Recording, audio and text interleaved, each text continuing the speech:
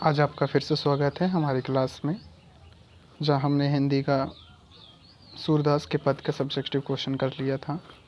आज उसका objective question का टेस्ट लगाते हैं। आपने सभी ने किया है, सभी अपना अपना साथ में लगाते चलिएगा, ठीक है। पहला क्वेश्चन देखते हैं। हमारा फर्स्ट क्वेश्चन है, सूरदास की कौन सी रचना है? ए पुत्र वियोग, बी कड़बक, सी छपाक या डी पद? तो इसका सही आंसर है डी पद। आप अपना अपना आंसर भी साथ में लगाते चलिएगा। नेक्स्ट क्वेश्चन, दूसरा नंबर, सूरदास किस भक्ति के कवि है? आप सभी को मालूम होगा। ए राम भक्ति, बी कृष्ण भक्ति, सी मातृ भक्ति और डी देश भक्ति। जैसा आपको मालूम है कि सूरदास कृष्ण जी के बहुत बड़े भक्त थे, तो वो किसके हैं? कृष्ण भक्ति के। इसका आंसर है बी। चलिए नेक्स्ट क्वेश्चन की तरफ। सूरदास किस भाषा के प्रसिद्ध कवि है? ए अवधी, बी खड़ी बोली, सी ब्रिज या डी मैथिली? सही इसका आंसर है सी ब्रिज। वो ब्रिज भाषा के प्रसिद्ध कवि हैं। नेक्स्ट क्वेश्चन, वात्सल्य के विश्व में अद्वितीय कवि कौन है? मतलब किस कवि को बाल लीलाओं का अद्वितीय कवि कहा गया है? ए सूरदास, बी तुलसीदास, सी कबीरदास या डी नाभादास? इसका सही आंसर है क्वेश्चन ए, ऑप्शन नंबर ए सूरदास। सूरदास को वात्सल्य के विश्व में अद्वितीय कवि कहा जाता है। नेक्स्ट क्वेश्चन, सूरदास किस धारा के कवि है? ए रामश्री, बी कृष्णाश्री, सी सब या डी इनमें से कोई नहीं? तो इसका सही आंसर है answer B, option number B Krishnashri. वो कृष्णाश्री के धारा के कवि हैं। कौन? सूरदास। अगला क्वेश्चन, कृष्ण कहाँ पर बैठकर भोजन कर रहे हैं? ए नंद की गोद में, बी यशोदा की गोद में, सी यमुना के किनारे या डी कदम के पेड़ पर? तो इसका सही आंसर क्या होगा? ए नंद की गोदी में बैठकर वो भोजन करते हैं। नेक्स्ट क्वेश्चन, प्रस्तुत पद में कृष्ण को किसकी सूचना दी जाती है? ए रात्रि होने की, बी दोपहर होने की, सी भोर होने की या डी इनमें से कोई नहीं? जो हमारा सूरदास के पद है, जो इसका फर्स्ट स्टेंजा है, इसमें किस चीज़ के होने की कृष्ण जी को सूचना दी जाती है? तो इसका सही आंसर क्या है? भोर होने की सूचना दी जाती है, सुबह होने की सूचना देती है माँ यशोदा के द्वारा। नेक्स्ट क्वेश्चन, सूरदास हिंदी साहित्य के किस काल के कवि हैं? मतलब कौन से काल में? कवि को हिंदी साहित्य में कुछ कालों में बांटा गया, जैसे आदिकाल, भक्ति काल, रीति काल और आधुनिक काल।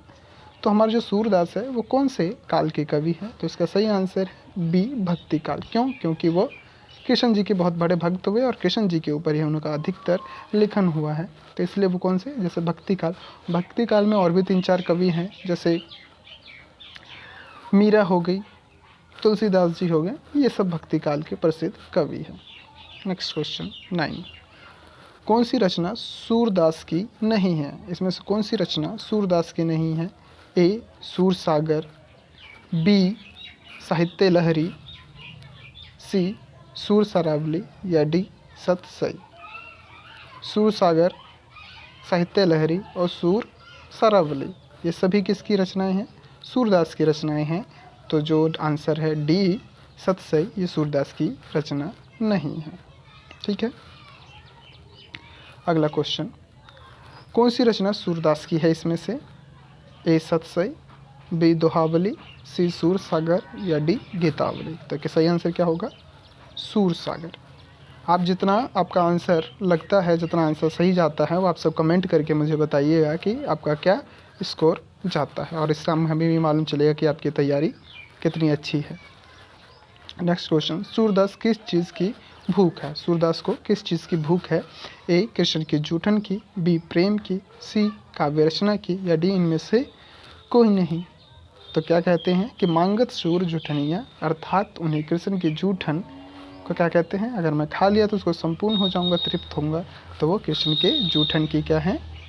भूख है उन्हें। तो answer A, option number A is the right answer, Krishna के जूठन की। ठीक है। अगला क्वेश्चन देखते हैं। सूरदास की अनुमानित जन्म तिथि क्या है? सूरदास का जन्म कम हुआ, तो इसका सही आंसर क्या होगा? Option number A 1475, B 1478, C 1480, D 1482।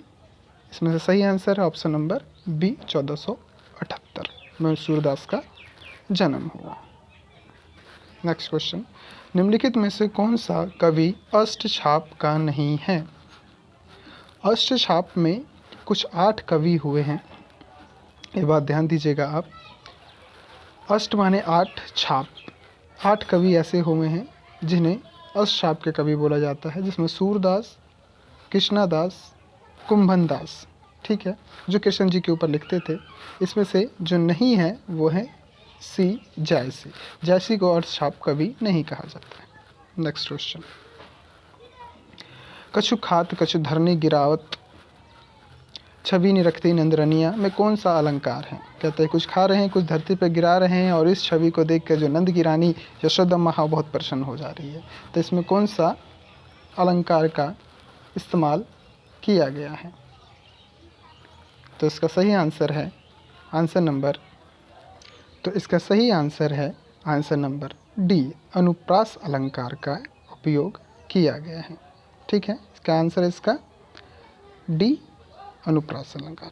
Next question, कवल कुसुम फूले नर नारी सुरश्याम में कौन सा अलंकार है? ए उपमा अलंकार, बी अनुप्रास अलंकार, सी रूपक अलंकार, या डी यमक। तो इसमें भी कौन है? अनुप्रास अलंकार ही है। ठीक है, अगला क्वेश्चन देखते हैं। साहित्य लहरी किसकी रचना है? ठीक है, ए जायसी की, बी सूरदास, सी कबीर, या डी तुलसीदास। तो क्या होगा सही आंसर इसका? बी सूरदास। सूरदास की साहित्य लहरी रचना है। अगला क्वेश्चन, सूरदास की रचना किस भाषा क्या है? सूरदास की रचना की भाषा क्या है? अवधी है, ब्रिज भाषा है, खड़ी बोली है, मैथिली है। सही आंसर क्या होगा? ब्रिज भाषा। क्यों? क्योंकि जो सूरदास का जो क्षेत्र था, मथुरा के आसपास का क्षेत्र था, और मथुरा में अभी ब्रिज बोली जाती है, तो इसलिए वो ब्रिज भाषा में ही लिखते थे। अगला क्वेश्चन, सूरदास के गुरु का नाम क्या था? ऑप्शन नंबर ए नर हरिदास, विठलनाथ, वल्लभाचार्य, या डी आनंददास। तो सही आंसर इसका है option number C, Vallabhacharya. Surdas के ग्रुप का नाम क्या है? सी, वल्लभाचार्य। ठीक है, अगला क्वेश्चन, सूरदास किस मार्ग में दीक्षित हुए? ए अष्टछाप, बी संत मार्ग, सी पुष्टि मार्ग, या डी इनमें से कोई नहीं। तो सही आंसर इसका पुष्टि मार्ग, अर्थात जब वल्लभाचार्य से वो मिले तो वल्लभाचार्य गुरु ने उन्हें पुष्टि मार्ग का रास्ता दिखाया, अर्थात कृष्ण की ओर चलो। तो इसी को क्या कहा गया? पुष्टि मार्ग कहा गया। ठीक है, नेक्स्ट क्वेश्चन, वल्लभाचार्य से मिलने से पूर्व सूर किस भाव के पद गाते थे? अगर उन्होंने जो गुरु जी से की मुलाकात नहीं हुई तो पहले वो कौन से पद गाते थे? ऑप्शन नंबर ए प्रेम, बी विरक्ति, सी दैन्य, या डी अवसाद। तो सही आंसर इसका है आंसर नंबर सी, दैन्य। ठीक है, सूर सागर किसकी रचना है? रैदास की, सूरदास की, नंददास की, या तुलसीदास की। तो क्या होगा? सूरदास की रचना सूर सागर है, क्योंकि सूर सागर में सूर अर्थात सूर का शब्द है सूरदास। अगला क्वेश्चन, द्वितीय पद में किस खाद्य पदार्थ का उल्लेख नहीं हुआ है? अर्थात जो हमारा सेकंड स्टेंजा है सूरदास के पद का, उसमें कौन से खाद्य पदार्थ खाने के प्रकार का उल्लेख नहीं हुआ है? ए दही, राइट है ये भी। माखन किसका प्यारा है? कृष्ण जी को। मिश्री भी किसका प्यारा है? कृष्ण जी को। जो हमारा नेक्स्ट है वो क्या है? अपूप। तो इस अपूप का जिक्र द्वितीय पद में नहीं हुआ है, तो राइट आंसर इसका है क्या? डी। ठीक है, डी इज राइट आंसर, इसका जिक्र नहीं हुआ है। सूरदास की कृति है, उनकी कौन सी कृति है? प्रम भंग, जयद्रथ वध, साहित्य लहरी, बर वैरामायण ना, बर वैरामायण। तो इसका सही आंसर है सी, साहित्य लहरी सूरदास की कृति है। सूर सागर किस भाषा की में रचित है? सूरसागर जो बुक है वो किस भाषा में रचित है? भोजपुरी, संस्कृत, सी ब्रिज भाषा या डी अवधी? राइट आंसर क्या होगा इसका? सी ब्रिज भाषा में, क्योंकि उन्होंने हर एक चीज़ अपनी ब्रिज भाषा में ही लिखी है। हमारी जो पद है सूरदास के जो चैप्टर का वो भी ब्रिज भाषा में ही लिखा गया है। 25 नंबर क्वेश्चन, सूरदास में संकलित पदों में कौन सा रस है? ठीक है, बहुत इंपॉर्टेंट क्वेश्चन है कि इसमें कौन से रस का जिक्र हुआ है? ए श्रृंगार रस, बी वात्सल्य रस, सी हास्य रस या डी रौद्र रस? जैसा आपको मालूम है इसमें बाल लीलाओं पे जिक्र किया गया और बाल लीलाओं को क्या बोलते हैं? वात्सल्य रस। B is the right answer, वात्सल्य रस। ठीक है, नेक्स्ट 26 है, कन्या का अर्थ क्या है? ठीक है, कन्या का अर्थ क्या है? मैंने क्लास में बताया भी होगा। ए स्त्री, बी वधू, सी पत्नी या डी गोद? वो किस में है? डी गोद, नंद की गोद में बैठते हैं अर्थात कन्या। तो गोद का अर्थ कन्या, कन्या का अर्थ गोद यहाँ पे है। ठीक है, नेक्स्ट क्वेश्चन, आज का हमारा आखिरी क्वेश्चन है, भगवान श्री कृष्ण किस कवि के पूज्य थे? मतलब भगवान श्री कृष्ण को कौन से कवि पूजते थे? ए तुलसीदास, बी जयसी, सी कबीर दास या डी सूरदास? तो कौन होगा इसका? D Surdas is the right answer. आज के हमारे सारे ऑब्जेक्टिव क्वेश्चन ख़त्म होते हैं।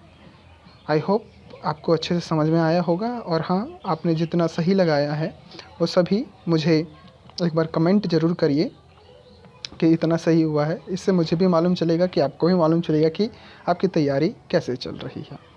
जिसको नहीं समझ में आया वो दोबारा देखिए वीडियो को। वीडियो को देखने के लिए बहुत बहुत धन्यवाद। Thank you.